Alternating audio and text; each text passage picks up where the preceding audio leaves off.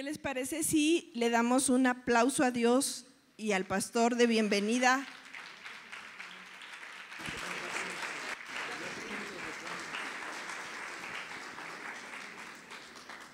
Pastor, gracias. Gracias. Y bueno, yo nunca he entrevistado a alguien más que a sus respectivos hijos cuando hacen alguna travesura. Malo. Entonces, vamos a comenzar, ¿les parece? Pastor, creemos nosotros que si la enseñanza es un reto, en este siglo se ha vuelto un reto todavía mayor. Sí.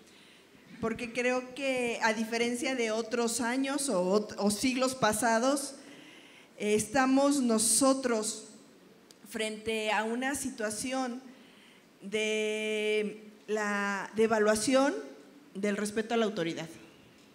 Sí. Y eso no nos permite de alguna manera poder hacer el trabajo que nos gustaría, pero vamos a comenzar, pastor, para que las personas que están aquí, algunos ya lo conocen, algunos tal vez no, pero nos gustaría para empezar que si nos pudiera contar cómo ha sido su experiencia como padre educador. Bueno, soy padre de 4 hijos, ya grandes todos. El menor tiene 33 años, así que ya no tengo chiquitos. Gracias, muy amable. Pues como todo padre, uno no sabe realmente lo que está haciendo o debe hacer, salvo lo que vio en su propia casa. Y uno tiende a repetir los patrones de su propio hogar, de cómo uno fue formado. Y esto no es necesariamente bueno ni malo, pero tiende a ser automático. Y lo automático no es recomendable, ¿sí? Porque en automático uno puede hacer cosas malas sin siquiera darse cuenta de ellas. Entonces, para nosotros, mi esposa y yo somos extremadamente diferentes en cultura. Yo me crié en Estados Unidos, mi esposa se crió en Parral, ella es hija de un comerciante muy simpático, mi suegro. Yo soy hijo de un gerente, un ingeniero. Nuestras educaciones, formaciones fueron muy diferentes. Esto nos permitió poder contrastar y comparar formas de hacer las cosas. Y yo, una cosa que recomiendo a los padres de familia es que aprovechen las diferencias de cultura con su pareja, no para conflictos, sino para ver, bueno, hay otras maneras de hacer las cosas. Y eso nos sucedió a nosotros. Cuando nosotros nos casamos y tuvimos, bueno, nosotros siempre, nuestra vida fue una vida siempre de mucha definición por el Señor, por el reino de Dios. Mi esposo y yo nos conocimos cuando ninguno de los dos tenía interés en casarse con nadie. Nos hicimos amigos y colaboradores en ese mismo plan. Nos hicimos mejores amigos. Y tiempo después fue cuando ya nos dio el Señor el flechazo.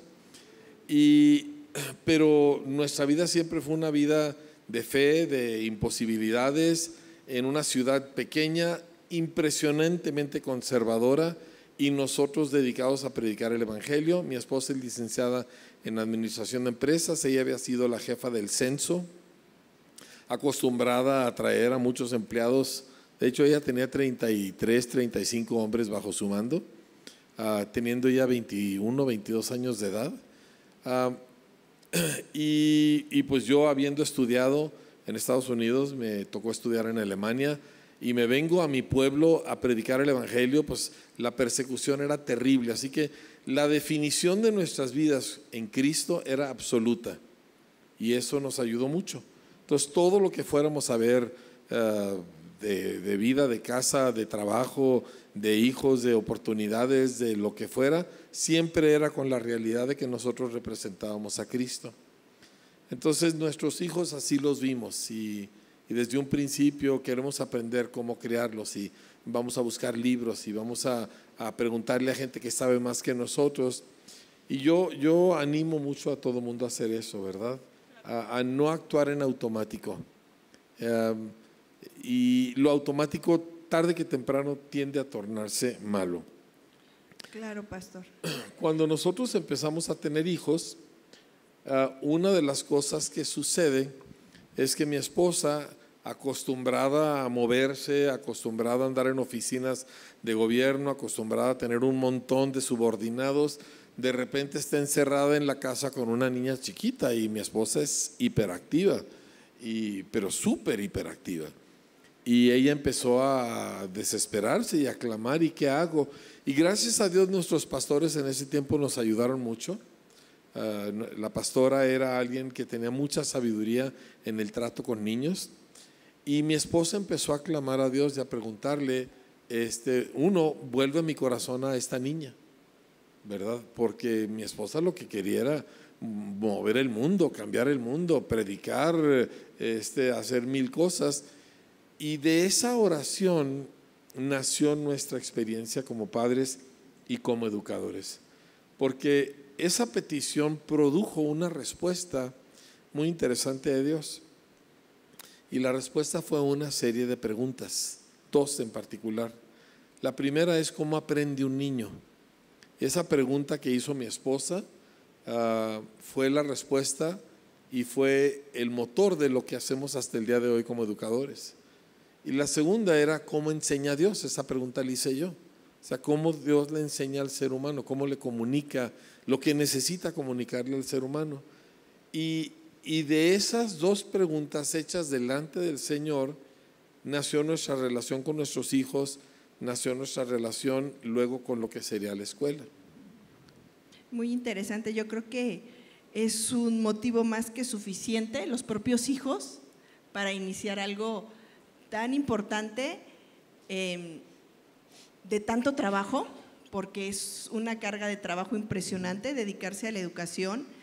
Pero aparte, pastor, que yo tengo que reconocerlo, porque ya en el tiempo que estamos en LAM y en el tiempo que hemos ido nosotros a sus conferencias, a sus congresos, podemos ver que ni en usted ni en la pastora se ha apagado esa flama, esa pasión por seguir enseñando. Y eso lo agradecemos, porque nuestro país está siendo muy bendecido por eso. De veras que gracias, pastor. Otra pregunta que nos gustaría hacerle: ¿cuáles considera que son los principales retos para criar hijos hoy en día? Me voy a meter en líos si contesto francamente. No se preocupe, ¿verdad que no hay problema? El principal problema son padres distraídos. Ese es el principal problema de la crianza de los hijos hoy. Mire, una cosa he descubierto: cuando yo le dije a mi pastor que íbamos a abrir una escuela, casi me corta la cabeza, porque él no quería que lo hiciéramos. Cuando vio que ya era algo que estábamos determinados, porque Dios nos había hablado, me dijo: tu primer problema van a ser los papás. Ellos ya tenían escuela y habían batallado mucho. Tu segundo problema van a ser los maestros.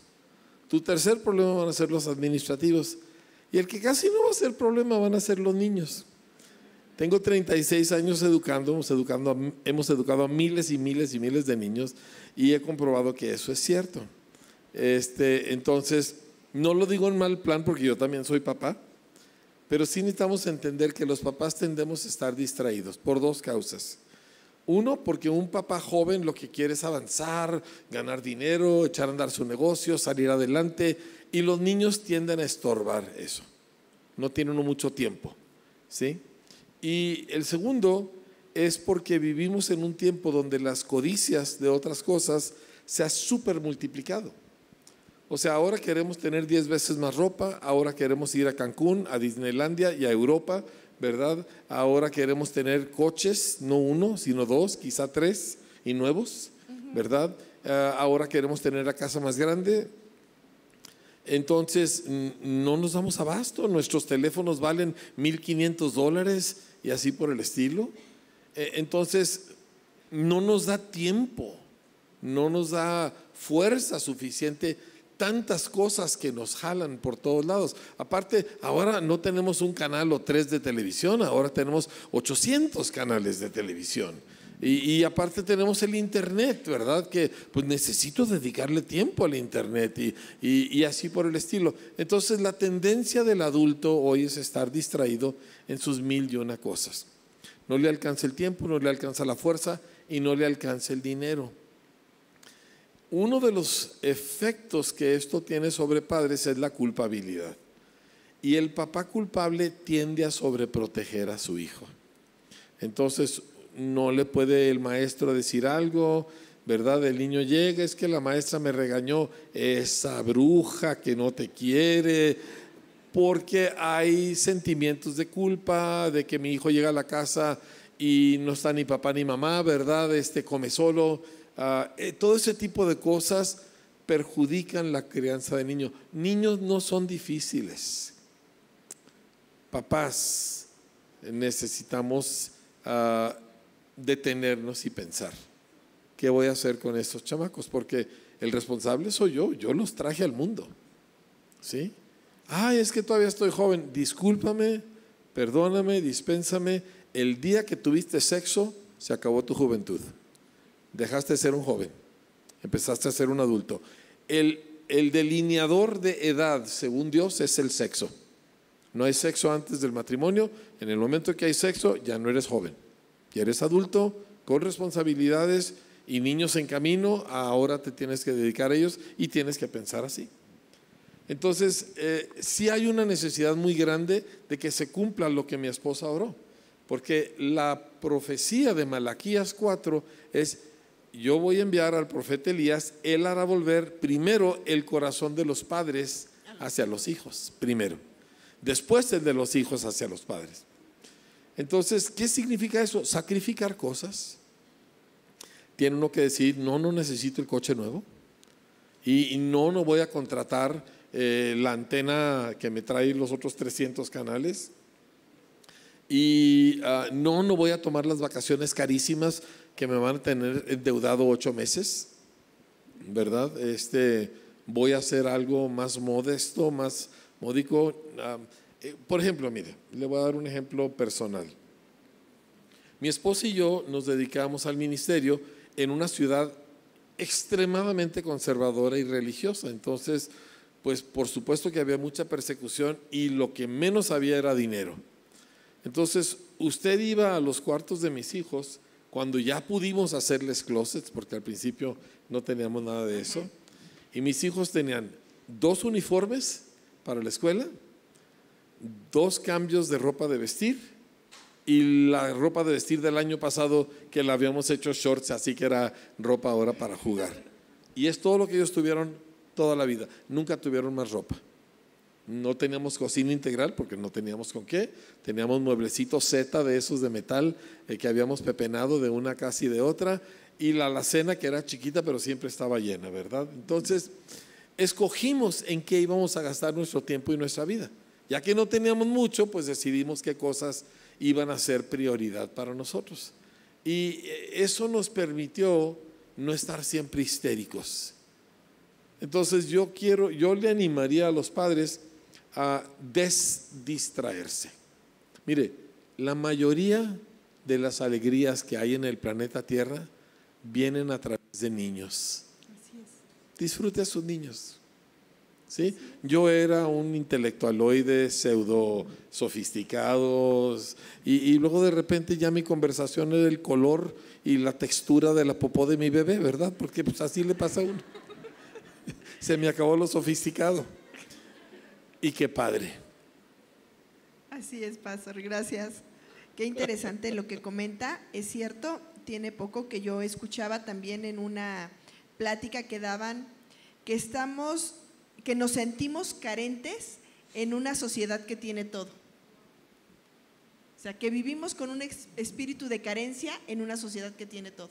Vivimos en la época que los sociólogos le llaman la era del gran enriquecimiento. O sea, el ser humano en el planeta el día de hoy gana aproximadamente 15 veces más dinero que el ser humano de hace 200 años, en términos reales. ¿Sí? Entonces, la verdad es que tenemos tantas cosas que todos estamos gorditos porque hay demasiada comida. Antes no había comida, por lo menos no en esa abundancia. Sí, así Entonces, el exceso de cosas nos perjudica, nos aburre y andamos buscando en qué distraernos y pues hay mucho en qué distraerse. Así es. Y a veces se distrae uno tanto que perdemos los tiempos importantes de ver crecer a nuestros hijos. Sí. ¿No? Ahorita mi hija daba algún testimonio, pero de pronto la volteé a ver y dije, ¿cuándo creció? O sea, ¿en qué momento ya es una señorita Sí. que se está volviendo independiente y que ha dejado de escuchar a veces ciertos consejos de mamá y de papá? Porque No hay que balconearla, no hay que No, balconearla. espera. Ahorita, para que vean lo que voy. No en una mala manera, sino porque está aprendiendo a tomar sus propias decisiones, Muy bien. ¿no? Y Sí. que uno tiene que dejarlos y hacerse a un lado para que ellos empiecen a valorar la vida independiente, a volverse responsables y a volar. Sí. Pero fue muy rápido. Mire, el tiempo sí se va, o sea, mi bebé tiene 33 años, ¿me explico? Y digo, sigue siendo el chiqueado de la casa, pero pues ya está casado y tiene 2 hijos. La vida se pasa muy rápido y uno está tan ocupado en otras cosas y de repente voltea uno y se le perdió la vida. Y yo hago una broma, pero que no es tan broma, y es que los abuelos básicamente son papás arrepentidos y que quieren compensar con los nietos lo que no hicieron con los hijos. No comete ese error. Disfrute a sus hijos. Mire, cuando nosotros yo tengo 4 hijos y yo he viajado mucho toda la vida, a congresos, a eventos, a retiros, a 1001 cosas. Y un día no teníamos dinero, pero sí teníamos fe y nos lanzamos a comprar una Suburban usada, porque ahí cabían mis 4 hijos. Y mi esposo y yo dijimos, aunque sea más caro, más trabajo, más inconveniente, siempre vamos a viajar con nuestros hijos.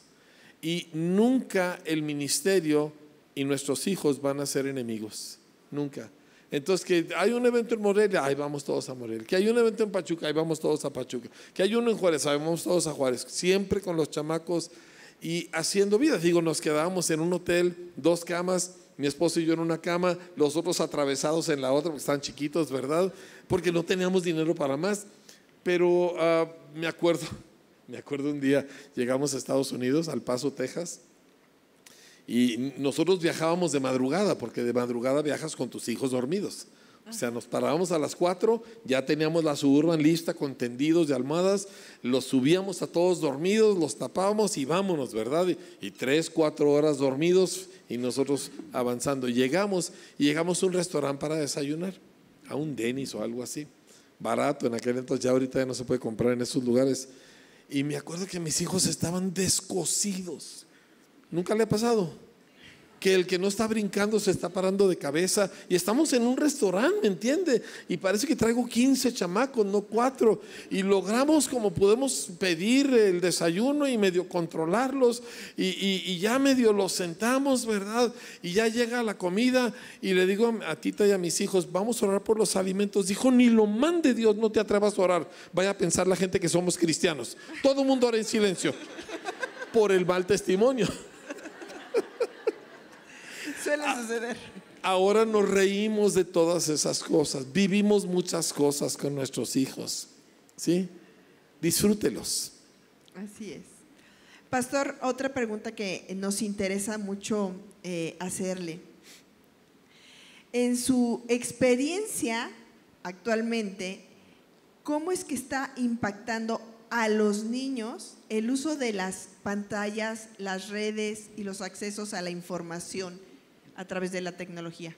Pues les está perjudicando mucho, porque les está robando la única habilidad que se requiere para aprender, y no solo para aprender en la escuela, para aprender en cualquier cosa, y es la capacidad de concentrarse en una sola cosa por un tiempo prolongado. Las pantallas, la sobreestimulación visual, le quita a uno eso.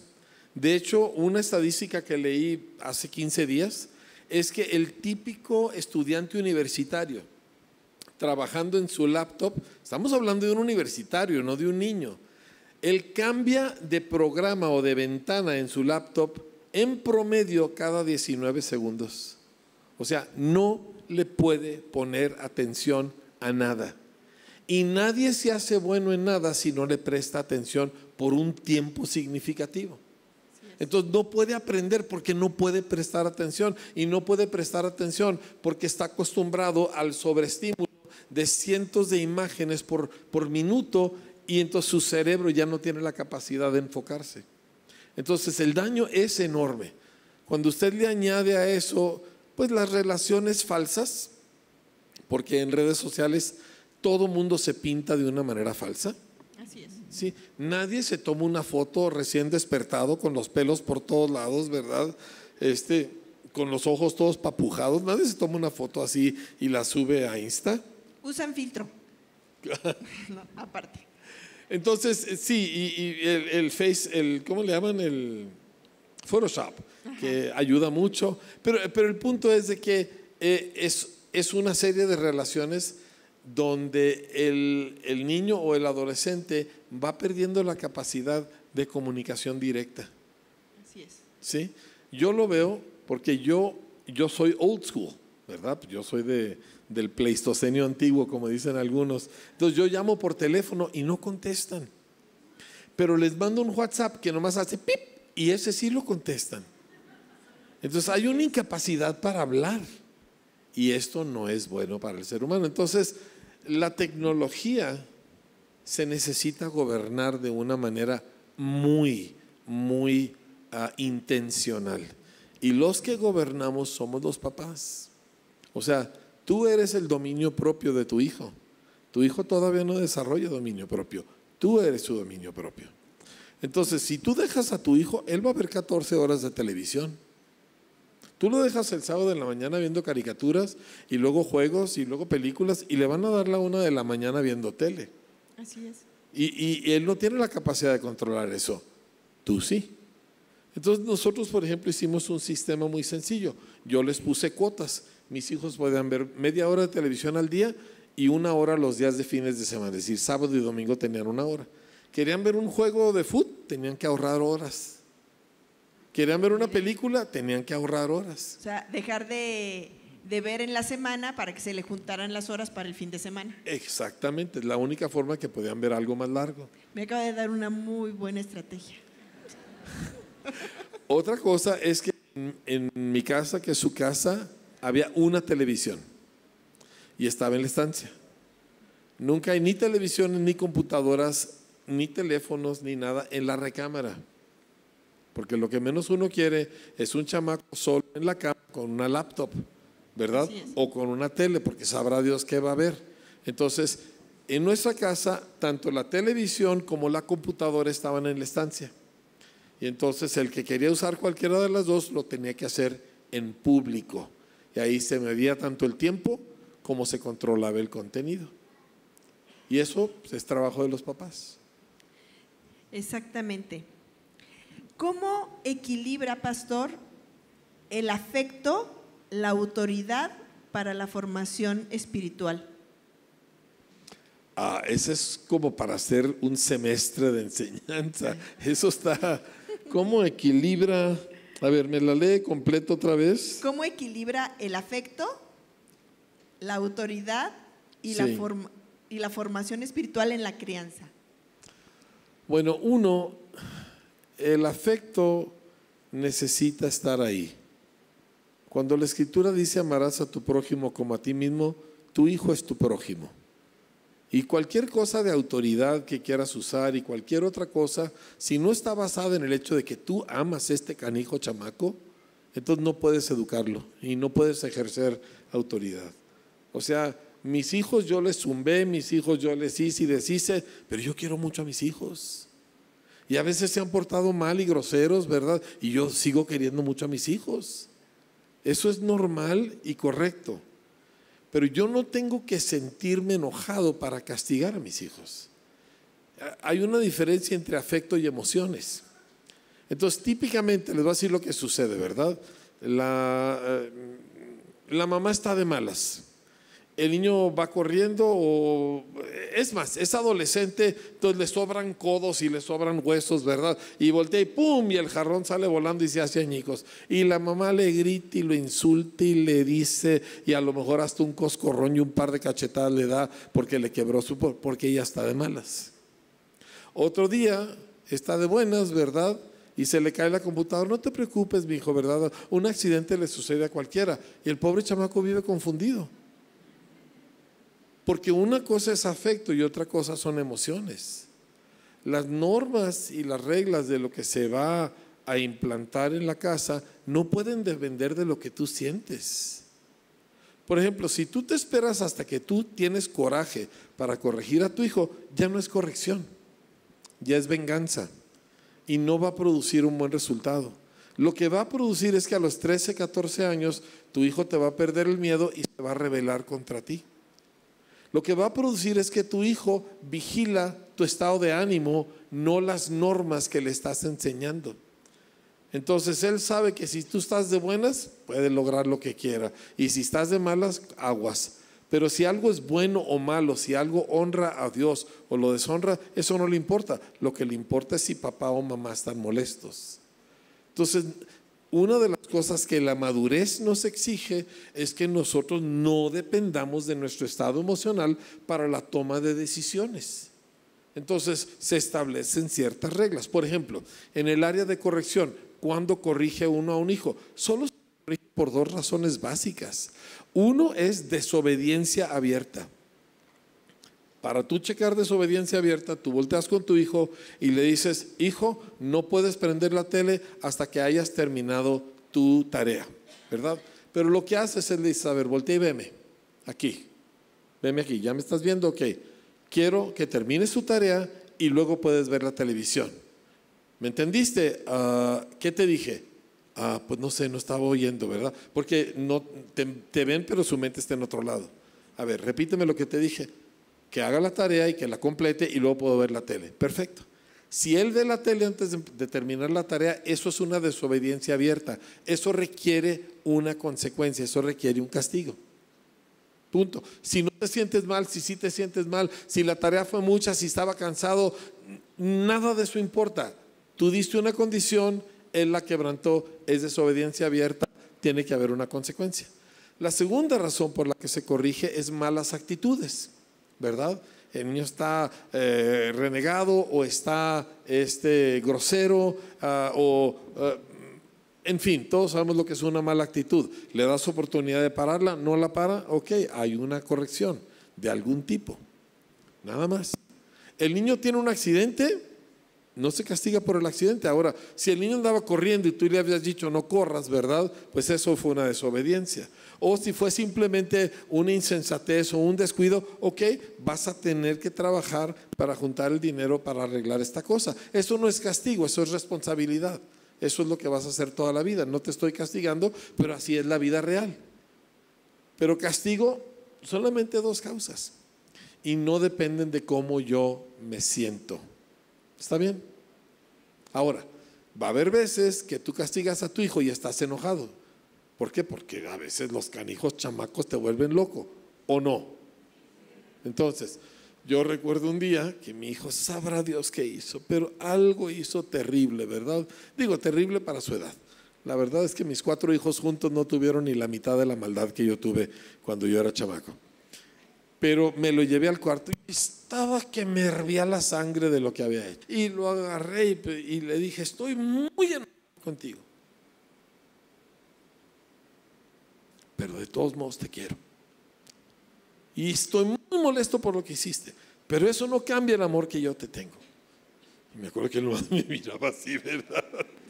Pero era real, o sea, no podía yo evitar el hecho de que en ese momento estaba molesto y que tenía que corregirlo, pero yo tenía que comunicarle a él que no lo estaba corrigiendo porque estaba enojado, lo estaba corrigiendo porque lo que había hecho era malo. ¿Sí? Entonces, no dejes que tus emociones dicten tu forma de interactuar con tu hijo. Gracias, pastor. Muy interesante y muy importante esa parte, porque la mayoría de los padres, y tengo que incluirme, a veces nos ganan las emociones Y entonces aún la disciplina que ponemos suele ser mayor porque nuestra emoción está al límite de la que realmente el niño necesita para comprender, ¿no?, que hizo algo malo. Pero ¿por qué pasa eso? Porque ya le dije 5 veces la misma cosa y por eso estoy enojado. Se castiga después de la primera, no a la sexta, ¿sí? Porque a la sexta, pues ya el demonio que lo estaba incitando a él a desobedecer ya se te pasó a ti. Entonces a la primera te dije que hicieras esto, no lo hiciste. Ay, es que no te entendí, ve, ya no lo hace, pues entonces ya tiene que haber una consecuencia. Okay. Así es, y al rato ya es todo una sesión de liberación, ¿no? No, padres e hijos y toda la familia. Y el silencio y la risa delatan a la culpabilidad, ¿eh? Yo estoy viendo aquí muchos que, ay, Señor, pero todavía hay tiempo para corregir las malas costumbres. Pastor, otra pregunta. Desde su experiencia, ¿cómo puede la educación cristiana ser un aliado real para las familias en la formación de sus hijos? Tiene que haber un acuerdo entre padres y escuela, porque si no vamos a tener 2 diferentes enseñanzas y 2 diferentes culturas. O sea, una educación cristiana es una bendición inmensa en muchos sentidos, pero para que dé el máximo fruto necesita haber un acuerdo. Entonces, si yo en la escuela castigo la mentira, tú no puedes decirle al niño, dile al cobrador que no estoy, ¿verdad? Pues no se vale. Si tú castigas una desobediencia en la escuela, entonces se necesita hacer lo mismo. Si en la escuela no se permite el lenguaje soez, pues tampoco en la casa se puede permitir lenguaje soez. Si no se permite el bullying en la escuela, y cualquier bullying va a recibir una consecuencia considerable, entonces tampoco se puede permitir en la casa. Es muy importante que haya un acuerdo. Es muy importante también que los papás nunca le den la razón a su hijo cuando se queja de la escuela. Ahora, yo lo digo como el que fundó una escuela, y mis hijos llegaban a la mesa con todo el sentido de derecho de que se podían quejar porque pues es mi escuela, ¿verdad? Nunca les di por su lado. Es que la maestra, yo no hice nada, y entonces quién sabe quién, Erika habló y me castigó a mí y no es justo y quién sabe qué tanto, ¿verdad? Siempre me salían con eso. Me acuerdo el día que llegaron así casi con una huelga, que porque nuestra tiendita vendía demasiado caro todas las cosas, ¿verdad? Y fueron para que bajáramos los precios de las cosas que se vendían en la tiendita de la escuela. Nunca les di por su lado. Y esto sí, mi mesa era redonda y siempre estábamos sentados los 6 y nunca les di por su lado. Ahora, yo no estoy tonto. Yo oía esas cosas tanto de mis hijos como de sus amiguitos que venían a la casa a comer, y yo prestaba atención y luego yo iba y indagaba a ver si había algo de ello. Pero a mis hijos nunca les dije, si es cierto, tu maestra es una bruja, si es cierto, tu maestro no te quiere, ay, ese maestro ya me tiene harto. Nunca, porque entonces yo socavo la autoridad del maestro y entonces yo mismo estoy destruyendo el posible beneficio que la escuela puede tener con el hijo. Si yo tengo una queja, y quiero que me entiendan como fundador y director de la escuela. A veces yo veía algo con uno de mis hijos y yo luego, sin que mi hijo se diera cuenta, iba con el maestro y le decía, mira, yo no vengo a defender a mi hijo, porque mi hijo no es ninguna víctima y la vida es así, él tiene que enfrentar la vida. Le dije, pero si le haces eso a mi hijo, ¿qué no le harás a los demás chamacos? Entonces yo usaba a mis hijos como mis espías para saber qué estaba sucediendo en la escuela. Y a sus amiguitos, mi casa siempre estuvo llena de niños, siempre. Todos mis hijos, tráiganse a sus amigos a la casa, tráiganselos aquí, porque aquí yo los vigilo. Aquí yo puedo controlar qué están haciendo, ¿verdad? Y yo oía a los amiguitos y entonces yo iba y actuaba. Entonces, hasta la fecha tengo espías, ahora tengo nietos y los amiguitos de mis nietos. Y yo los oigo, ¿verdad? A ver qué pasó y qué esto y el otro. Y nuevamente, nunca le doy la razón a mis nietos, pero así me doy cuenta de cosas que necesitan corregirse. Entonces, entiende que la escuela y tu papá son aliados. Y si se quieren pelear, peléense en privado, pero no delante de los chamacos. ¿sí? Arreglen lo que tienen que arreglar. Si la escuela la está regando, y a veces las escuelas sí fallamos, dínoslo, pero en buena onda. O sea, ven y dínoslos en un espíritu de que quiero hacer lo mejor por nuestros hijos y creo que esto no está bien, y qué le parece si lo hiciéramos de esta manera. Y yo sí escucho, nuestra escuela escucha, pero sí les digo, por favor, ¿verdad? Digo, estamos aquí entre adultos y en el mejor plan, entonces no nos vamos a atacar, nos vamos a ayudar. Así es, yo creo que lo más importante es que podamos ser equipo, ¿verdad? Nosotros les decimos como una pinza, cada quien toma al niño en la parte que le corresponde. Y le aprieta al canijo chamaco, ¿verdad? Hasta que esté morado. Déjeme le digo una cosa más que una educación cristiana le va a dar a su hijo. Aparte del ambiente, aparte de maestros que aunque imperfectos aman a sus hijos y están haciendo por honrar y servir al Señor, lo cual no tiene precio eso, pero aparte una educación cristiana le va a dar bases intelectuales a la fe de su hijo. O sea, él no va a creer en Cristo solo porque en la iglesia lo sintió, él va a tener bases. Él va a saber que la fe cristiana es una fe histórica, que está basada en hechos concretos en la historia. Él va a saber, ¿verdad?, de dónde y cómo, va a entender el libro más importante de la humanidad, que es la Biblia. Si tú eres ateo, la Biblia es el libro más importante que tú debes de leer. Uno de los conferencistas más famosos ahorita del mundo se llama Jordan Peterson, ¿sí? Ateo empezó, pero entendió que la Biblia era el libro más importante en la humanidad. Ahorita ya sigue a Cristo por estarle dando el peso a la Biblia. Entonces, estas son cosas que ninguna escuela afuera le va a poder dar a tu hijo, solamente un colegio cristiano. Así es.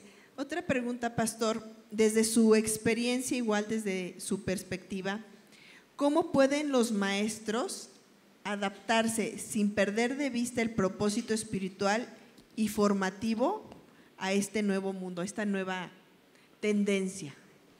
¿Cómo puede el maestro adaptarse a las circunstancias y a la cultura presente? Exactamente. Pues con cuidado. Como leímos en la sesión de la mañana, el maestro bueno, el maestro competente, dice, es como un padre de familia que de su tesoro saca cosas viejas y cosas nuevas. No puedes descuidar lo viejo. Por ejemplo, nosotros enseñamos caligrafía y letra pegada. Hay muchas razones, tanto psicométricas, psicológicas, por los cuales es muy importante. Una de ellas es que elimina casi al 100% la dislexia. Entonces, esa es una de las razones, no es la única. Pero estas son disciplinas antiguas que yo me atrevo a decir que probablemente más de la mitad de ustedes no saben escribir o leer letra pegada, porque no se les enseñó. ¿Sí? Entonces nosotros no queremos descuidar cosas antiguas. El aprenderse de memoria las tablas de multiplicación es una parte importante. Y si ya tenemos calculadoras, te tienes que aprender las tablas de multiplicación y poder multiplicar así de rápido. Yo casi todas las cuentas que hago las hago en la cabeza. ¿Por qué? Pues porque así se me enseñó. Lo mismo es con la redacción, ¿verdad? La ortografía y cosas por el estilo se cuida. O sea, nosotros, si el niño va a hacer un trabajo de historia y tiene que hacer un ensayo, se le va a calificar su ortografía, se le va a calificar su puntuación en el trabajo de historia. Claro. No nada más se califica la puntuación en el trabajo de español, también en historia, también en ciencias, en cualquier cosa donde redacte, se le va a calificar como escribió. Entonces, no descuidamos las cosas viejas que son básicas, que son elementales. Y si nos dicen que somos chapados a la antigua, dígame lo que quiera, pero mis chamacos todos tienen becas al TEC de Monterrey. Así que no me quejo y no pienso desistir de lo que hemos hecho. Matemáticas, por ejemplo, no hay forma de aprender matemáticas más que haciendo miles y miles y miles de problemas. Es la única manera, ¿sí? Y esto no se lo digo yo, esto me lo dijo una de la facultad de la UNAM que precisamente se especializa en matemáticas. Entonces, no, pero es que ya no es necesario porque ahora el ChatGPT, no. Tú tienes que hacer los problemas y arrastrar el lápiz y así es. Entonces, el maestro, aunque contemple nuevos instrumentos, nuevas metodologías, no puede olvidar las bases, no puede descuidarlas. Esto es muy importante, cosas viejas que no se olviden, y entonces sí consideramos cosas nuevas. Por ejemplo, ¿verdad? Tú tienes la ventaja hoy que si tú usas un libro electrónico para una lectura, puedes tener libros que tienen animaciones que le enriquecen la experiencia al alumno. O si tú quieres hablar del elefante, tú puedes traer un video que muestra las maravillas de la trompa de un elefante, o una gráfica detallada, ¿verdad?, que en movimiento del ojo humano. Todo eso pues son cosas nuevas que enriquecen el conocimiento. Entonces, esta es la forma. Nunca sueltas los objetivos de la educación, llámesele tradicional. Yo le llamo, no yo, sino se le conoce más bien como educación clásica. Ahorita se las explico brevemente. Nunca las sueltas, pero sí incorporas herramientas que le enriquecen. Pero tu base sigue siendo la educación clásica. Me gustaría rápidamente explicar qué es eso. Educación clásica se divide en 3 etapas de educación. Se llaman gramática, lógica y retórica, ¿sí? Y esto abarca lo que es primaria temprana, primaria alta y secundaria, y luego lo que es, bueno, el fin de secundaria y prepa. Gramática es la mecánica del aprendizaje, es aprender todo lo que es tanto la gramática de español como la gramática de las ciencias, ¿verdad? O sea, cómo funciona esto, cómo se hace esto, cómo se multiplican fracciones, ¿verdad? Cómo se restan con punto decimal. Esto es el cómo se hace algo, y es puro mecanismo y memorizar y trabajar, y el niño a esa edad se memoriza todo. Y para un niño de 6 años memorizarse los nombres de todos los jugadores del FIFA es pan comido. ¿Sí? Pero no se puede aprender las tablas. Pues porque el maestro no se pone las pilas, ¿verdad? Pero claro que sí se las puede aprender. Entonces, pero ya cuando ande llegando a 5º año de primaria, más o menos, estos no son límites así absolutos, empieza a entrar en el preguntar por qué. En la preadolescencia y adolescencia, ¿por qué esto y por qué el otro? Esa es la etapa lógica. Ahora quiere entender. Ya no es suficiente que el maestro le dijo hazlo así y así. Ahora quiere entender el por qué y el cómo y el cuándo de todas esas cosas. Y retórica es la última fase de la educación, que es cuando él lo puede comunicar a otros, ya sea verbalmente o por escrito. La retórica casi no existe en la educación moderna, porque ya nadie sabe redactar, porque no se nos enseña. Yo enseño redacción. Yo le enseño a nuestros maestros a redactar, porque el 90% de mis maestros nunca aprendieron a redactar. Yo le enseño a ejecutivos de empresas fuertes, chilangos picudos, a redactar. Y me han dicho, ¿por qué nadie me enseñó esto? Porque no se enseña. Y nada se aprende bien hasta que tú se lo puedes comunicar a otra persona. Entonces le enseñamos el cómo de la cosa, el por qué de la cosa, y luego le enseñamos cómo comunicarlo por escrito y verbalmente. Estas son bases que, independientemente que si usas una tableta o usas una pantalla u otras cosas, estas bases no se pueden descuidar. Eso es cierto. Y bueno, nosotros como educadores nos damos cuenta, aunque los chicos no creen, cuando nos llegan con una redacción que la sacaron del ChatGPT.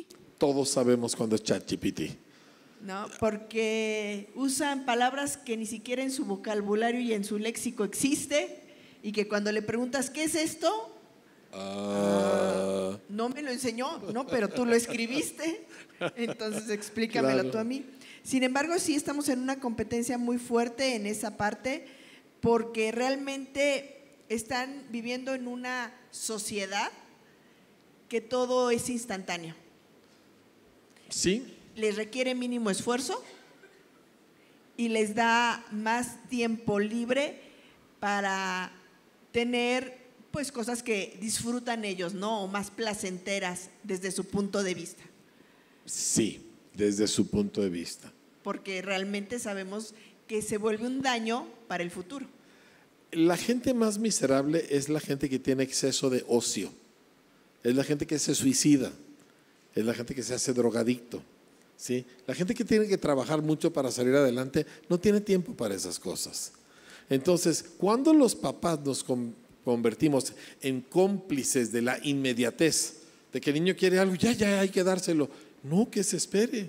Por ejemplo, yo con mi esposo y con mis hijos, yo les digo, cuando yo te estoy hablando, tú no contestas el WhatsApp. Yo soy más importante que el WhatsApp. Pero es que me están hablando, a mí no me importa si es el Papa el que te está hablando, yo te estoy hablando y yo estoy aquí presente. Así que deja el aparato del diablo a un lado, por favor. ¿Sí?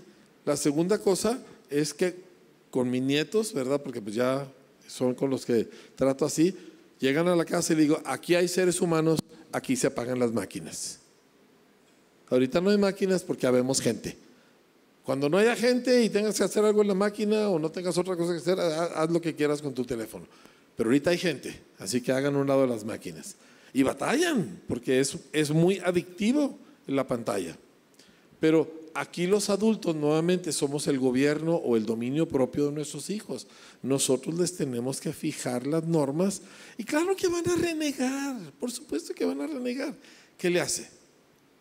Sé inteligente al respecto. Por ejemplo, en mi casa yo tengo muchos juegos de mesa y pelotas de fútbol y cosas por el estilo. Y la casa en la que vivo yo la diseñé y la diseñé con un buen patio para poder jugar fútbol con los chamacos. Entonces ellos llegan y lo primero que quieren es prender la tele. No, les digo, no van a ver la tele aquí. A ver, vamos a jugar hay uno que deja uno caer las fichitas y hace líneas de 4, de 5, no me acuerdo, ¿verdad?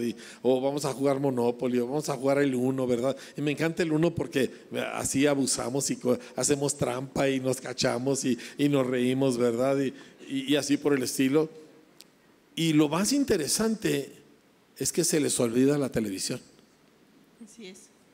Porque les importa y les hace más feliz la atención de un adulto que la tele.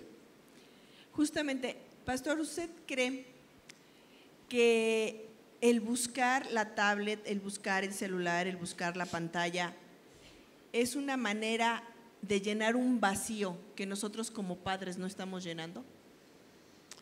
Yo no me meto tan psicológica o emotivamente al tema. Yo solo sé que es adictivo, ¿verdad? De si hay un vacío o no hay un vacío.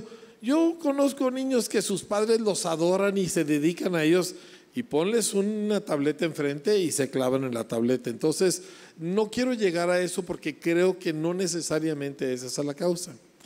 Pero lo que sí creo es que hay una ausencia de otras cosas. Y voy a dejar a un lado el aspecto afectivo, familiar, porque luego nos vamos a ir de aquí todos condenados. Es que yo no amo suficientemente a mi hijo. Claro que lo amas, ¿verdad? Eso es relativamente normal, pero lo que sí hay es una falta de trabajo. Nuestros hijos no trabajan. A ver, voy a preguntar, ¿sí? Y díganme la verdad, porque si no aquí va a caer un rayo. Quiero que levante la mano aquel papá cuyo hijo o hija tiende su cama todos los días.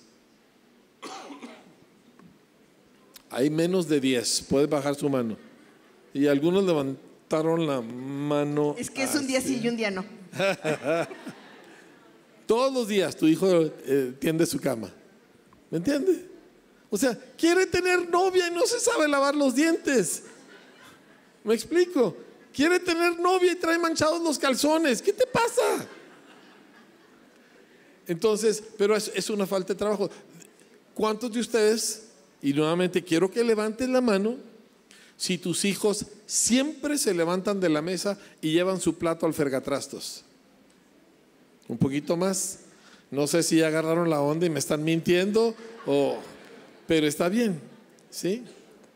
O sea, yo acostumbro recoger mi plato, yo acostumbro lavar trastes, yo soy cocinero, en mi familia todos los hombres cocinamos, a mí me gusta una cocina impecable, a veces no dejo a mi mujer entrar y a mi suegra menos la dejaba entrar porque cocinaban muy bien, pero qué batidero hacían. Entonces, pero el asunto es que tus hijos saben cortar el zacate o lavar una ventana o sacar el bote de basura.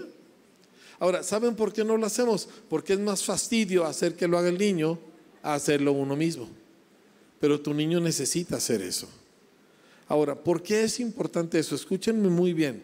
tu niño, tu hijo, de la edad que sea, de 3 años o de 13 o de 23, necesita logros para sentirse que él vale. Y logros no son logros si no hubo una dificultad o un obstáculo. Entonces se requiere que lo haga cuando ya no tiene ganas. ¿Me explico? Miren, muchos de ustedes han oído la música en Espíritu y en Verdad. El baterista en Espíritu y en Verdad es mi hijo Marcos. Cuando descubrimos que Marcos tenía un talento musical, mi esposo y yo ahorramos y un día le compramos una batería. Se fue a la escuela, yo me traje la batería a la casa y la armé en una oficinita que tenemos ahí al fondo de la casa. Ya cuando llegó de la escuela, yo le dije alguna cosa: oye, mi hijo, ve a la oficina y tráeme mis lentes. Estoy muy cansado, que me traigan mis lentes. Ve a la oficina. Y se va y de repente oigo: ¡no manches! ¿Verdad? Y el chamaco se vuelve loco y tocó la batería 10 horas al día las siguientes 2 semanas. Casi me vuelve loco. Y le compré unos DVDs instructivos de batería de uno de los 5 mejores bateristas del mundo. Se llama Jojo Meyer. Y le dije: este va a ser tu maestro, con él vas a estudiar. Y le entró y duro y macizo y día tras día. Pero después de unas semanas me fijé que ya empezó a descuidarlo y que ya no le daba y que pasaban de repente tardes donde no practicaba. Le dije: no, señorito, le dije, tú no vas a desperdiciar tu talento, y yo no te compré una batería y yo no te traje a Jojo Meyer para que tú no lo hagas. Le dije: tú vas a practicar y practicar, porque nadie se hace bueno en nada a menos que lo haga cuando ya no tiene ganas. Pues Marcos es un extraordinario baterista, pero les voy a platicar, es que Dios es increíble cuando uno le hace caso, ¿sí? Cuando mi hijo Marcos se casa, él y su esposa Alexa se fueron a Nueva York, y los chamacos son muy buenos para conseguir boletos baratos, y de ahí se fueron a Europa, de su viaje de luna de miel. Y cuando ellos se suben al avión que va de Nueva York a Europa, adivine quién estaba en el avión. Jojo Meyer. Mi hijo va corriendo con él, le dice: mire, esto y el otro, y yo aprendí con usted, dije aquí, y ahí tiene el selfie que se tomó con Jojo Meyer.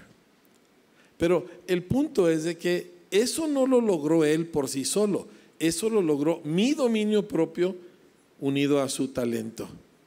Entonces, la idea de que consigas las cosas sin esfuerzo, más que la inmediatez, es ese vicio de que no tengo que hacer ningún esfuerzo para lograr, no tengo que ahorrar por un par de meses para comprarme estos tenis, no tengo que hacer un trabajo fuera de casa para lograr X viaje, ¿verdad? No, todo es sin esfuerzo, y los papás no podemos cometer ese error.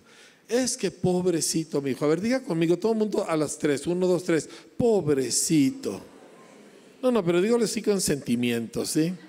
1, 2, 3, pobrecito.